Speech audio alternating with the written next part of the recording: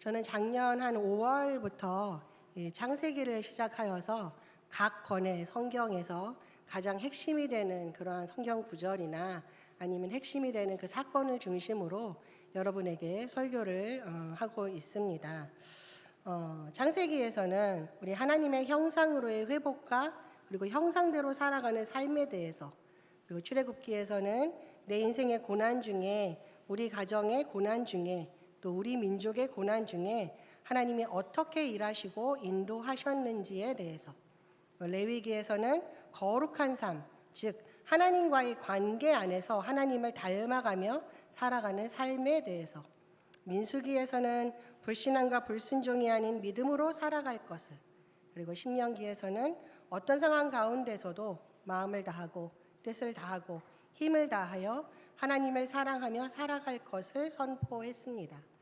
그리고 여호수아에서는 말씀을 삶에 두는 모습에 대해서, 사사기에서는 내 소견을 내려놓고 하나님의 주권을 붙들라는 제목으로, 그리고 룻기를 통해서는 성도의 진정한 애국이 어떤 모습인지를 전하였습니다. 오늘은 사무엘상 하를 가지고 여러분과 이제 말씀을 나누고자 합니다. 이 사무엘상의 주제는 하나님의 주권적인 통치이고, 사무엘 하의 주제는 다윗 언약입니다. 사무엘상의 핵심 구절 중 하나를 꼽으라고 하면 사무엘상 15장 22절 말씀, 순종이 제사보다 낫고 듣는 것이 순양의 기름보다 나으니 라는 이 말씀이고, 또 사무엘 하의 핵심 구절 중에 하나를 꼽으라 한다면 사무엘하 7장 16절 말씀, 내 집과 내 나라가 내 앞에서 영원히 보존되고 내 행위가 영원히 견고하리라 라는 말씀입니다. 그런데 여러분, 이 위 두 핵심 구절을 통해서 우리는 두 사람을 자연스럽게 떠올리게 됩니다. 누구입니까? 바로 사울과 다윗이죠. 사무엘상 하에서 대표적인 인물을 뽑으라고 말한다면 단연코 이 두 사람을 뽑을 것입니다. 두 사람은 모두 하나님의 주권적인 선택을 받았습니다. 둘 다 머리에 기름을 부음을 받았고 또 성령의 강력한 임재를 경험했으며 이스라엘을 위기에서 구원해낸 위대한 군사적 지도자들이었습니다. 외모로 보나, 처음에 가졌던 그 겸손함으로 보나 두 사람은 이스라엘의 왕이 되기에 부족함이 없어 보였습니다. 그러나 두 사람의 마지막은 너무나 달랐습니다. 사울은 하나님께 버림받아 비참한 최후를 맞이했고 그의 가문은 몰락했습니다. 반면 다윗은 수많은 허물과 약점에도 불구하고 내 마음에 합한 사람이라는 하나님의 극찬을 받았으며 그의 왕위는 영원히 견고하리라는 언약의 주인공이 되었습니다. 왜 이런 차이가 생겼을까요? 하나님은 이렇게 말씀하셨습니다. 사무엘상 16장 7절 말씀, 여호와께서 사무엘에게 이르시되 그의 용모와 키를 보지 말라. 내가 이미 그를 버렸노라. 내가 보는 것은 사람과 같지 아니하니 사람은 외모를 보거니와 나 여호와는 중심을 보느니라 하시더라. 아멘. 그래서 이 시간에는 우리 사울과 다윗, 이 두 사람의 삶의 모습을 비교해 보면서 우리는 하나님 앞에 어떻게 서 있어야 하는가, 하나님이 기뻐하시는 믿음은 무엇인가를 함께 묵상하고 내 영의 중심을 새롭게 결단하기를 바랍니다. 먼저는 골리앗 앞에 선 두 가지 시선입니다. 사무엘상 17장에 등장하는 이 골리앗과의 전투는 사울과 다윗의 영성과 신앙관의 차이가 가장 극적으로 대비되는 사건입니다. 당시 블레셋은 이스라엘을 침략해 왔습니다. 양쪽 군대는 엘라 골짜기를 사이에 두고 대치하고 있었습니다. 그런데 블레셋 진영에서 거대한 장수 하나가 걸어 나옵니다. 바로 골리앗입니다. 성경은 그의 키를 6규빗 한 뼘이라고 기록합니다. 오늘날의 기준으로 보면 약 2.8m에서 3m 정도 되는 거인이었습니다. 그는 머리에는 노투구를 쓰고 있었고 몸에는 놋 갑옷을 입었습니다. 갑옷의 무게만도 약 57kg에 이르렀습니다. 창자루는 배틀채 같았고 창날의 무게만도 약 7kg이나 되었습니다. 그는 40일 동안 아침 저녁으로 나와서 이스라엘을 조롱했습니다. 너희는 한 사람을 택하여 내게로 내려보내라. 너희는 한 사람을 택하여 내게 내려보내라. 여러분, 이 말이 무슨 말인지 아십니까? 40일 동안 아침 저녁으로 계속해서 너희는 한 사람을 택하여 내게로 내려보내라. 이렇게 말합니다. 너희는 나를 절대 이길 수 없어. 어디 한번 나와 보라니까 못하겠지? 너희의 하나님은 절대 너희를 구원할 수 없어. 라는 말입니다. 여러분, 지금 골리앗은요 40일 동안 매일매일 이스라엘 군대를 조롱할 뿐만 아니라 살아계신 하나님을 모욕하고 있습니다. 이스라엘은 하나님과 언약을 맺은 백성이고 그 군대는 하나님의 이름으로 싸우는 군대입니다. 따라서 하나님의 군대를 모욕하는 것은 곧 하나님을 모욕하는 것입니다. 그런데 여러분, 놀라운 것은요 이스라엘 군대의 반응입니다. 사무엘상 17장 11절 말씀은 이렇게 말합니다. 사울과 온 이스라엘이 블레셋 사람의 이 말을 듣고 놀라 크게 두려워하니라. 여기서 여러분 가장 먼저 언급된 사람이 누구입니까? 바로 사울입니다. 왜 그의 이름이 가장 먼저 언급되었을까요? 물론 그가 왕이었기 때문입니다. 그는 군대를 이끄는 총사령관이었습니다. 그런데요, 무엇보다 그는요, 이스라엘에서 가장 키가 큰 사람이었습니다. 사울은 이스라엘 백성들보다 어깨 위만큼 더 크고 풍채가 당당한 자였습니다. 세상적인 기준으로 보면 골리앗을 막상대할 수 있는 그 유일한 피지컬을 가진 사람이 바로 이 사울이었습니다. 그러나 여러분, 그는 움직이지 않았습니다. 아니, 하나님을 모독하고 있는데, 하나님이 지금 모욕을 당하고 있는데 왜 가만히 있는 것일까요? 그의 눈에는 하나님보다 골리앗이 더 크게 보였기 때문입니다. 그는 골리앗의 키를 보았습니다. 골리앗의 무게를 보았습니다. 골리앗의 힘을 보았습니다. 골리앗의 경력을 보았습니다. 그러다 보니 그의 마음에는 두려움이 자리 잡았습니다. 사랑하는 성도 여러분, 두려움은 그 문제가 커서 생기는 것이 아닙니다. 두려움은 내 안에 계신 하나님이 작아질 때 생기는 것입니다. 우리도 그렇습니다. 경제적인 어려움이 찾아오면 돈이 하나님보다 더 커 보입니다. 질병이 찾아오면 병이 하나님보다 더 커 보입니다. 사람의 말 한마디가 하나님의 약속보다 더 크게 들립니다. 미래에 대한 걱정이 하나님의 인도하심보다 더 크게 느껴집니다. 그렇다면 여러분, 우리는 지금 사울입니다. 자, 그렇다면 다윗은 어땠습니까? 다윗은 전쟁을 하러 나온 사람이 아닙니다. 형들에게 음식을 전해주려고 왔을 뿐입니다. 그러나 골리앗의 이 말을 듣는 순간 그는 격분했습니다. 사무엘상 17장 26절입니다. 이 할례받지 않은 블레셋 사람이 누구이기에 살아계시는 하나님의 군대를 모욕하겠느냐? 사울은 골리앗을 보았지만 다윗은 지금 하나님을 보았습니다. 온 우주보다도 크신 만군의 여호와 하나님을 보았습니다. 그래서 그 하나님의 이름이 이방 장수의 입에서 짓밟히는 것을 도저히 참을 수 없었습니다. 골리앗이 아무리 커봐야 언약 밖에 있는 할례받지 않은 이방인일 뿐입니다. 다윗은 결심합니다. 저 할례받지 못한 자를 내가 상대하겠다고.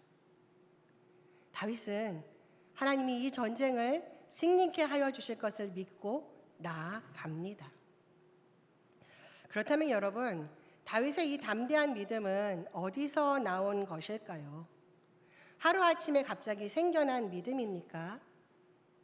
광야에서 양을 치며 하나님을 신뢰하는 삶을 살아왔기 때문에 골리앗 앞에서도 흔들리지 않은 것입니다. 다윗은 사자가 양을 물어갈 때 하나님을 의지하고 물맷돌을 던졌습니다. 곰이 달려들어도 하나님을 의지하고 맞서 싸웠습니다. 매 순간순간마다 수없이 찾아오는 문제들 앞에서 다윗은 하나님을 바라보았고 그 하나님을 의지하였고 하나님의 함께 하심을 경험하였습니다.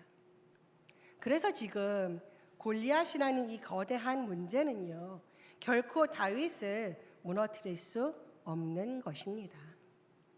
다윗이 선포합니다. 너는 칼과 창과 단창으로 내게 나아오거니와 나는 만군의 여호와의 이름 곧 내가 모욕하는 이스라엘 군대의 하나님의 이름으로 내게 나아가노라. 사랑하는 성도 여러분, 오늘 우리 앞에도 골리앗은 있습니다. 어떤 사람에게는 질병이 골리앗이고, 어떤 사람에게는 자녀 문제가 골리앗이고, 어떤 사람에게는 경제적인 어려움이 골리앗이고, 어떤 사람에게는 인간관계의 갈등이 골리앗일 수 있습니다. 중요한 것은 골리앗이 얼마나 크냐가 아닙니다. 내가 바라보는 그 하나님이 얼마나 크시냐입니다. 내 앞에 문제가 아무리 거대할지라도 나와 함께 하시는 하나님은 온 우주보다 크신 분입니다. 전쟁의 승패는 내 손에 든 무기의 강함과 화려함에 있지 않고 나와 함께 하시는 만군의 여호와의 이름에 있습니다. 여러분은 사울의 눈으로 골리앗을 바라보시겠습니까? 다윗의 눈으로 골리앗을 바라보시겠습니까? 둘째로, 위기 앞에서 드러난 예배의 차이입니다. 사울과 다윗의 결정적인 갈림길은 삶의 벼랑 끝, 즉 위기가 찾아왔을 때 그들이 하나님께 드린 예배에서 시작되었습니다. 평안할 때는 누구나 진실한 예배자처럼 보입니다. 아무런 문제가 없을 때는 사울의 예배나 다윗의 예배나 겉보기에는 차이가 없습니다. 똑같이 거룩한 옷을 입고 똑같이 제물을 바치며 똑같이 경건한 목소리로 노래하기 때문입니다. 그러나 위기는 우리의 가면을 벗겨냅니다. 위기는 내면 깊은 곳에 숨겨진 영적인 본질, 즉 내가 진짜로 믿고 의지하는 대상이 누구인가를 여과 없이 폭로합니다. 사무엘상 13장은 사울이 왕위에 오른 지 얼마 되지 않아서 맞이한 절체절명의 위기 상황을 배경으로 합니다. 상대는 당대 최고의 군사 강국이었던 블레셋이었습니다. 그들이 거느린 군사는 병거가 3만이요 마병이 6천이었고 백성은 해변의 모래알처럼 셀 수 없이 많았습니다. 반면에 이스라엘 군대의 현실은 비참했습니다. 철기 무기를 가진 사람은 사울 왕과 그의 아들 요나단 단 2사람뿐이었고 백성들은 녹슨 농기구를 들고 전쟁터에 나와 있었습니다. 강력한 적들 앞에서 이스라엘 백성들은 극심한 공포에 사로잡혔습니다. 그들은 굴 속으로, 수풀 속으로, 바위 틈과 은밀한 곳으로 흩어져 숨기 시작했습니다. 심지어 요단강을 건너 도망치는 자들도 속출했습니다. 사울과 함께 남아있는 백성들마저 사시나무 떨듯 떨고 있었습니다. 그런데 엎친 데 덮친 격으로 하나님께 제사를 드려줄 사무엘 선지자는 약속한 일주일이 지나도록 도착하지 않았습니다. 군사들은 매 시간 눈에 띄게 이탈하고 있었고 적들의 진격 소리는 코앞까지 들려왔습니다. 이때 사울의 마음을 사로잡은 것은 극도의 조급함과 두려움이었습니다. 그는 더 이상 기다릴 수 없다고 판단하고 외칩니다. 번제와 화목제물을 이리로 가져오라. 그리고 제사장이 집례해야 할 그 신성한 번제를 자신이 직접 집례하여 드려 버립니다. 성도 여러분, 얼핏 보면 사울의 이 행동은 매우 신앙적인 결단처럼 보일 수 있습니다. 전쟁터로 나가기 전에 하나님의 도우심을 구하려는 열정적인 예배처럼 느껴지기도 합니다. 하지만 그 이면에 숨겨진 사울의 진짜 동기는 무엇이었습니까? 번제가 끝나자마자 도착한 사무엘의 추궁에 사울이 남긴 이 변명 속에 그 답이 들어 있습니다. 백성은 내게서 흩어지고 당신은 정한 날 안에 오지 아니하고 블레셋 사람은 믹막스에 모였음을 내가 보았으므로 이에 내가 이르기를 블레셋 사람들이 나를 치러 길갈로 내려오겠거늘 내가 여호와께 은혜를 간구하지 못하였다 하고 부득이하여 번제를 드렸나이다. 여러분, 지금 이 사울의 고백을 주목해 봅시다. 그는 세 가지를 보고 있습니다.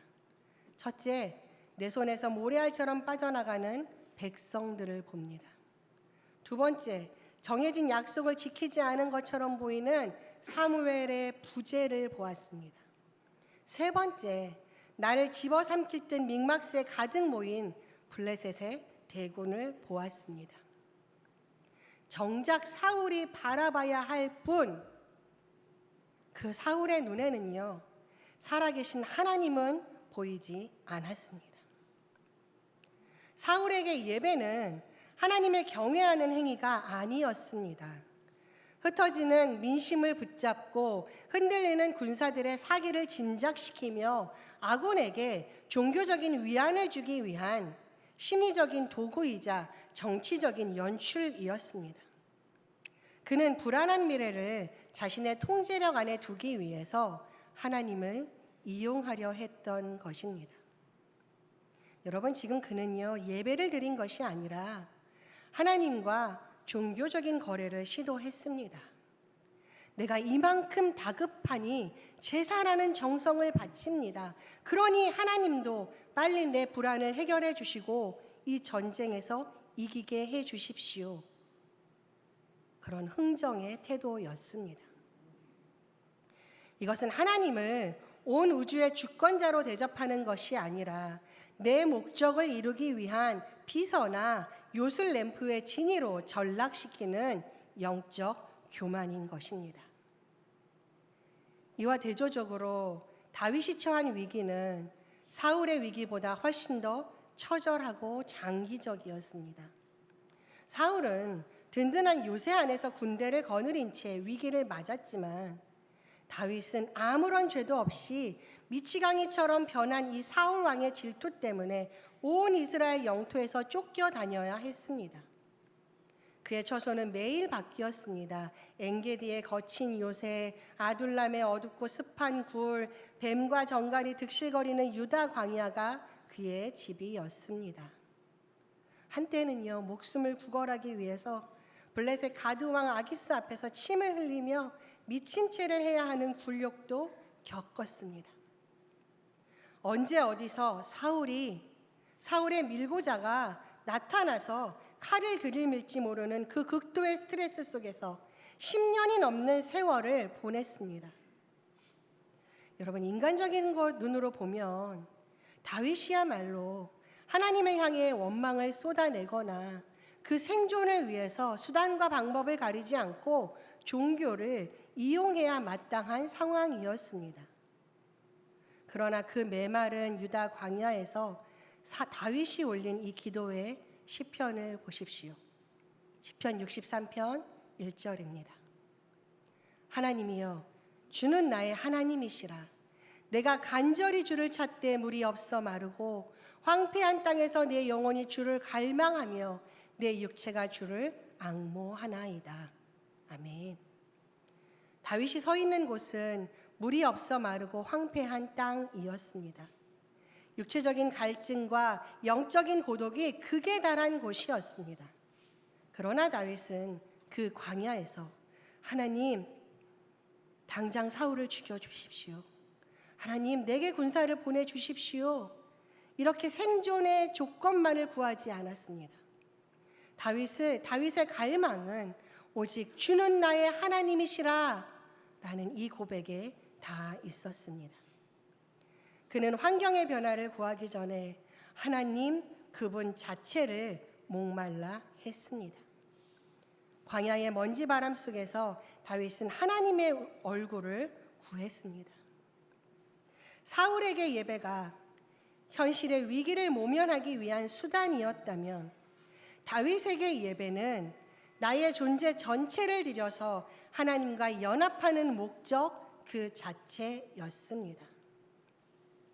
다윗은 시편 57편에서 사울을 피해 캄캄한 굴에 숨어 있을 때조차 이렇게 노래합니다. 하나님이여, 내 마음이 확정되었고 내 마음이 확정되었사오니 내가 노래하고 내가 찬송하리이다. 주여, 내가 만민 중에 주께 감사하오며 문나라 중에서 주를 찬송하리이다. 아멘. 상황은 조금도 바뀌지 않았습니다. 여전히 굴바깥에는 자신을 죽이려는 군사들의 거친 발자국 소리가 들립니다. 그러나 다윗의 마음은 이미 하늘 보좌에 닿아 있었습니다. 그는 위기 속에서 하나님을 이용하려 머리를 굴리지 않았습니다. 오히려 그 위기라는 용광로 안에서 자신의 마음을 오직 하나님께만 고정시켰습니다. 사랑하는 성도 여러분, 오늘 우리는 무엇을 위해서 제단을 쌓고 있습니까? 이 시간 우리의 제단을 돌아보기를 원합니다.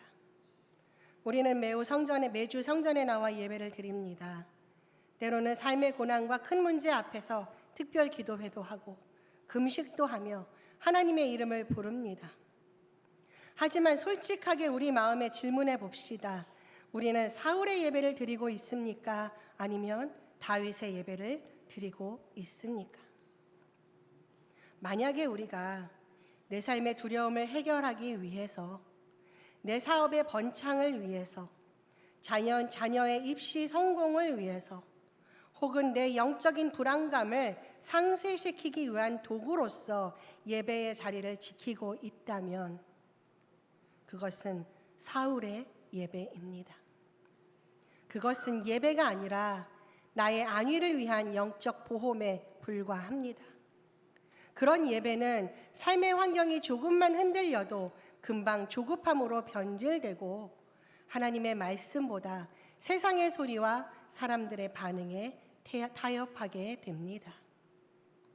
그러나 진정한 다윗의 예배는 내가 서 있는 곳이 비록 메마른 광야요 아들람 굴속일지라도 오직 주님 한 분만으로 충분합니다 라고 고백하는 예배입니다. 나를 살리고 죽이시는 권세가 오직 여호와께 있음을 인정하고 내 뜻대로 상황이 풀리지 않아도 주님의 선하심을 의심하지 않는 예배입니다. 사랑하는 성도 여러분, 우리의 예배가 삶의 위기 속에서 하나님을 길들이려는 조급한 몸짓이 아니라 하나님의 주권 앞에 나의 온 삶을 꺾어드리는 거룩한 엎드림이 되기를 소망합니다. 그래서 광야에서도 하나님의 영광을 보았던 이 다윗의 복이 저와 여러분의 삶에 가득하기를 축원합니다. 마지막으로 말씀과 죄를 대하는 순종과 엎드림의 차이입니다. 하나님은 사울에게 아말렉을 쳐서 그들의 모든 소유를 남기지 말고 진멸하라고 명령하셨습니다. 아말렉은 과거 이스라엘이 광야길을 통과할 때 뒤처진 약자들과 병자들을 가장 비열하게 공격했던 자들로 하나님의 이 공의의 심판 대상이었습니다. 하나님의 명령은 단호하고 명확했습니다. 타협의 여지가 없는 100% 순종을 요구하셨습니다. 그러나 승리를 거둔 사울은 어떻게 행동합니까? 사무엘상 15장 9절입니다. 사울과 백성이 아각과 그의 양과 소의 가장 좋은 것 또는 기름진 것과 어린 양과 모든 좋은 것을 남기고 진멸하기를 즐겨 아니하고 가치 없고 하찮은 것은 진멸하니라. 사울은 하나님의 말씀을 완전히 거역한 것이 아니었습니다. 그는 분명히 아말렉을 쳤고 대다수를 진멸했습니다. 다만 자기 기준에 좋은 것은 남겨두고 자기 기준에 하찮은 것만 진멸했습니다. 즉 사울은 하나님의 말씀을 내 입맛에 맞게 재단하여 순종하는 부분적 순종을 선택한 것입니다. 여러분, 그런데 성경은요, 이것을 순종이 아니라 명백한 불순종이라고, 죄라고 규정합니다. 100%가 아닌 순종은 불순종의 또 다른 이름일 뿐이기 때문입니다. 더 심각한 것은 죄를 지적당한 이후의 태도였습니다. 사무엘 선지자가 어찌하여 여호와의 목소리를 청종하지 아니하고 탈취하기에게만 급급하였나이까 그렇게 꾸짖자 사울은 즉시 핑계와 변명을 늘어놓기 시작합니다. 그것은 우리가 아말렉 사람에게서 끌어온 것인데 백성이 당신의 하나님 여호와께 제사하려 하여서 양들과 소들 중에서 가장 좋은 것을 남김이요 그 외의 것은 우리가 진멸하였나이다. 사울은 자신의 불순종을 감추기 위해서 백성들의 요구라는 핑계를 대고 더 나아가서는 하나님께 제사하려 했다, 그렇게 고상한 종교적 면분으로 포장합니다. 죄를 지적받았음에도 회개하기는커녕 자신의 잘못을 종교적인 열심으로 덮어버리려 한 것입니다. 이에 사무엘 선지자는 성경 역사의 가장 뼈아픈 하나님의 탄식을 대언합니다. 사무엘상 15장 22절로 23절 말씀입니다. 우리 함께 읽겠습니다. 시작. 사무엘이 이르되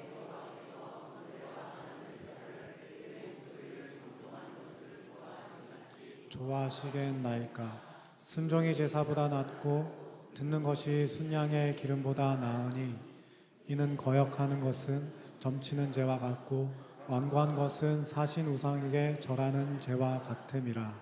왕이 여호와의 말씀을 버렸으므로 여호와께서도 왕을 버려 왕이 되지 못하게 하셨나이다 하니. 아멘. 여러분, 이렇게 말씀을 헤매도 사울은요 끝내 엎드리지 않습니다. 사무엘이 가차없이 등을 돌리자 사울은 사무엘의 겉옷자락이 찢어질 정도로 매달리며 이렇게 구걸합니다. 내가 범죄하였을지라도 이제 청하옵나니 내 백성의 장로들 앞과 이스라엘 앞에서 나를 높이사 나와 함께 돌아가서. 여러분, 지금 사울에게는요 하나님의 진노와 영적 단절보다 백성들 눈앞에서 내 체면이 꺾이고 권위가 흔들리는 것이 더 두렵고 더 무섭습니다. 자, 그렇다면 다윗은 흠이 없고 늘 완전하게 순종한 사람이었습니까? 결코 아니죠. 우리는 다윗의 인생에서 가장 어두운 그림자인 사무엘하 11장의 밧세바 사건을 잘 알고 있습니다. 다윗은 왕의 권력이 정점에 달했을 때 전쟁터에 나간 충성스러운 부하 우리아의 아내를 범했습니다. 그리고 그 사실을 은폐하기 위해서 요압 장군을 시켜 우리아를 가장 치열한 전선 맨 앞에 세워서 적의 칼에 비참하게 죽게 만들었습니다.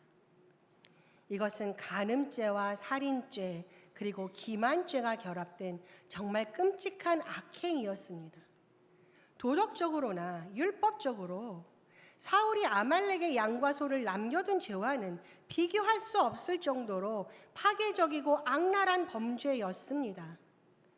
하지만 공의의 하나님은 왜 사울은 매정하게 버리시고 다윗에게는 내 마음에 합한 자라 부르시며 그의 가문을 지켜주셨을까요? 죄의 경중 때문이 아닙니다. 죄가 폭로되었을 때 하나님의 말씀 앞에 반응하는 영적인 태도가 완전히 달랐기 때문입니다. 하나님은 나단 선지자를 다윗에게 보내셨습니다. 나단은 한 부자의 비유를 들면서 다윗의 양심을 정면으로 찔렀고 분노하는 다윗을 향해서 손가락을 치켜 세우며 외쳤습니다. 당신이 바로 그 사람이요. 여러분, 다윗은 절대 권력을 준 군주 아니겠습니까? 마음에 들지 않는 선지자 한 명쯤 흔적도 없이 조용히 제거할 수 있는 막강한 힘이 있는 왕입니다. 자신의 체면을 지키기 위해서 변명하거나 나단을 미친 사람으로 몰아세울 수도 있었습니다. 그러나 다윗은 그 순간 어떻게 반응합니까? 내가 여호와께 죄를 범하였노라.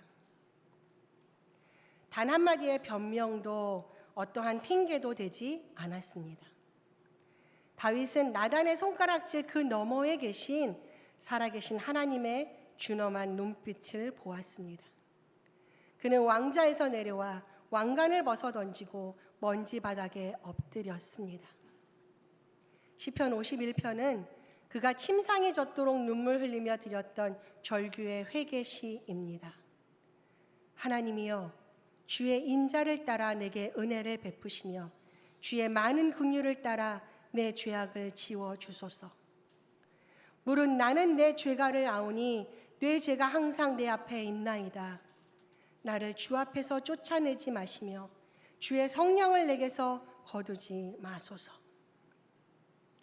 다윗이 가장 두려워한 것은 자신의 왕위가 박탈당하는 것이 아니었습니다. 백성들 앞에서 체면이 구겨지는 것도 아니었습니다. 오직 죄로 인해서 하나님과의 그 친밀한 관계가 끊어지는 것, 주의 성령이 내게서 떠나가시는 것, 그것을 가장 무서워했습니다. 뭐라고요? 하나님과의 친밀한 관계가 끊어지는 것, 주의 성령이 내게서 떠나가시는 것.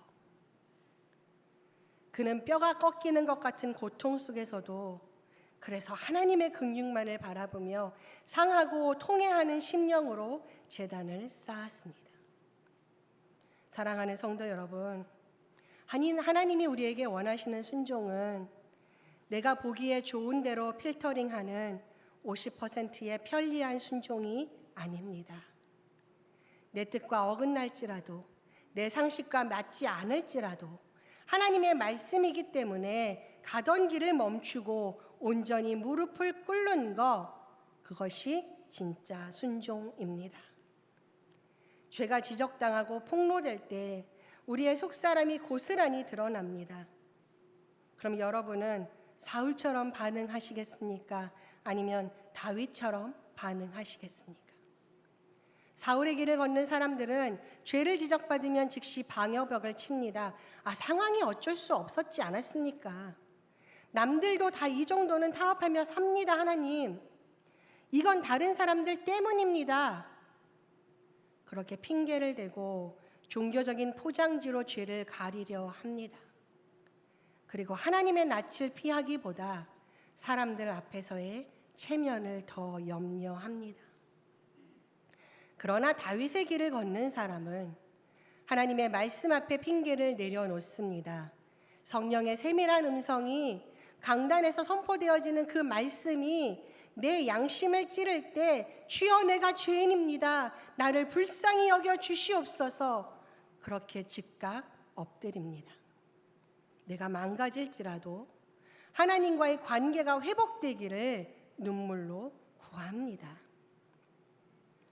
하나님은 오늘 우리에게 완전 무결함을 요구하지 않으십니다. 우리는 언제든 넘어지고 범죄할 수 있는 연약한 흙바람 같은 존재들임을 하나님은 너무나 잘 아십니다. 다만 하나님께서 오늘 우리에게 보고 싶어 하시는 것은 죄 가운데서도 하나님을 향해서 끝내 돌아서는 정직한 아픔과 상한 심령입니다. 사랑하는 성도 여러분, 우리의 변명과 거짓된 기념비를 깨트려 버립시다. 사울처럼 끝까지 내 체면과 자존심을 지키려다 영혼을 잃어버리는 비극적인 삶이 아니라 다윗처럼 하나님의 말씀 앞에 정직하게 깨어지고 즉시 엎드림으로 하나님의 넘치는 용서와 은혜의 품에 안기는 저와 여러분이 되기를 간절히 소망합니다.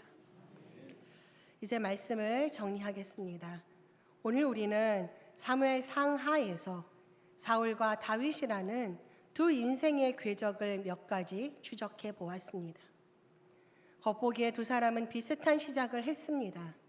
하지만 그들의 속사람은 너무나 달랐습니다. 성경은 다윗이 죄가 없어서 하나님의 마음에 합한 자라고 말하지 않습니다. 다윗 역시 연약한 성정을 가진 죄인이었습니다. 그러나 다윗에게는 사울에게 없었던 한 가지가 있었습니다. 그것은 하나님을 향한 꺾이지 않는 마음의 중심입니다. 뭐라고요? 하나님을 향한 꺾이지 않는 마음의 중심입니다. 다윗은 언제나 하나님 앞에서 단독자로 섰습니다. 사람들의 평가나 세상의 시선보다 하나님의 눈동자를 의식했습니다. 넘어지더라도 언제나 하나님이 계신 보좌를 향해 다시 가까이 나아가 엎드렸습니다. 반면에 사울은 언제나 사람들의 눈치를 보았고 평생 자기 자신을 지키기 위한 방어벽을 쌓다가 결국은 그 벽 아래 깔려 무너지고 말았습니다. 오늘 이 시간 우리 자신에게 자문해 봅시다. 나는 지금 사울의 길을 걷고 있는가? 다윗의 길을 걷고 있는가? 하나님은 오늘도 외모를 보지 않으시고 우리의 중심을 보십니다. 하나님은 우리가 사울처럼 세상의 영광과 사람들의 인기를 쫓는 방황하는 삶을 멈추고 다윗처럼 상한 심령과 갈망함을 가지고 하나님 앞으로 나아오기를 기다리십니다. 사랑하는 성도 여러분, 우리 인생에서 가장 중요한 것은 하나님이 지금 나와 함께 하여 주시는 것입니다. 우리는 하나님의 영이 지금 나를 떠나시지 않을까 두려워해야 합니다. 매 순간순간 하나님의 영이 나를 떠나시지 않을까. 하나님, 지금 나와 함께 하여 주시옵소서. 소망하기는 평생의 여호와 그 하나님만을 나의 주님으로 모시고 그 하나님의 말씀에 순종하며 날마다 정말로 참된 예배자로, 살아있는 예배자로 살아가는 저와 여러분이 되시기를 주님의 이름으로 축복합니다. 우리 같이 기도하겠습니다. 살아계신 하나님 아버지, 오늘 사울과 다윗의 삶을 통하여 우리의 영적 주소를 돌아보게 하시니 감사합니다. 세상의 골리앗이라는 문제 앞에 두려워하는 사울의 눈이 아니라 온 우주보다 크신 만군의 여호와를 바라보는 다윗의 시선을 우리에게 허락하여 주시옵소서. 삶의 위기 속에서 하나님을 이용하려 했던 조급함을 내려놓고 광야에서도 주님의 얼굴만을 구했던 참된 예배자로 서게 하여 주시옵소서. 나의 유익을 따라 부분적으로 순종하던 죄를 회개하오니 말씀 앞에 정직하게 엎드려 통회하는 심령을 우리에게 부어 주시옵소서. 사람의 시선이 아닌 하나님의 눈동자를 의식하며 평생 주님의 마음에 합한 자로 살아가는 하나님, 오늘도 나와 함께하여 주시옵소서. 이 고백이 우리 안에 끊이지 않는 우리 원주중앙선교회 모든 성도가 되게 하여 주시옵소서. 우리를 구원하여 주신 예수 그리스도의 이름으로 기도드립니다. 아멘. 우리 다 같이 일어나셔서 찬양하겠습니다.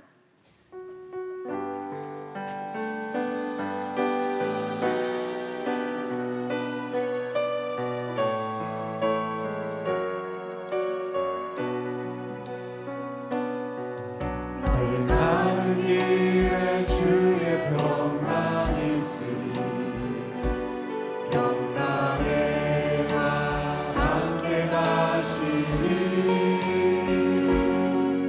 너의 걸음 주 인도하시리